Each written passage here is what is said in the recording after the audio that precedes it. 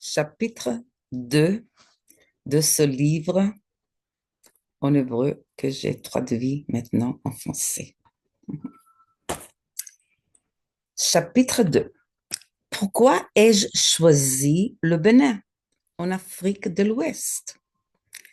Comme j'ai déjà remarqué, le ministère intérieur des États-Unis m'a suggéré 4 États en Afrique où on parle le français, la langue que je parle, comme un but possible pour mon envoi de Fulbright.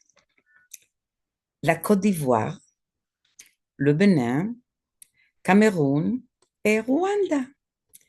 Tout de suite, j'ai renoncé la Côte d'Ivoire et Rwanda à cause de leur situation politique et guerrière cette année.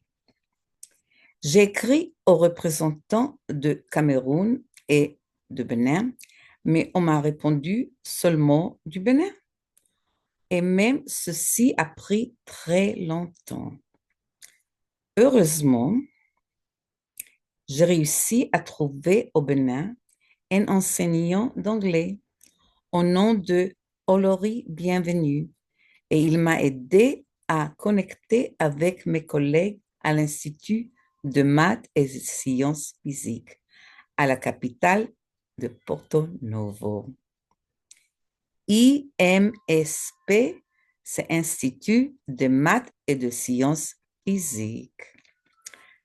Après plusieurs échanges entre nous, nous sommes parvenus à un accord et il a été décidé d'une année au Bénin en enseignement à l'Institut et en recherche avec quelques-uns des professeurs là-bas.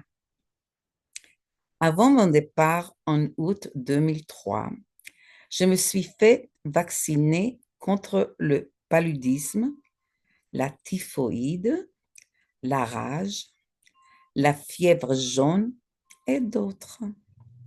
Tout cela selon les recommandations des CDC, le Centre de contrôle des maladies. Je me souviens même avoir enduit mes vêtements d'un produit anti-malarique, le pyrètre.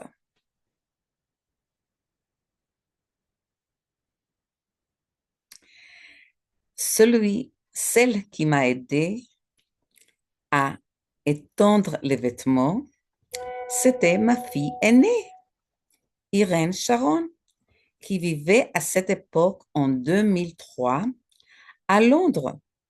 En me rendant au Bénin, je suis passée par Londres, puis par Paris. C'est elle qui m'a accompagnée à l'aéroport pour le vol vers Paris. Une courte visite dans la ville des Lumières, juste avant que j'atterrisse dans l'inconnu. J'étais bien sûr assez nerveuse avant le vol.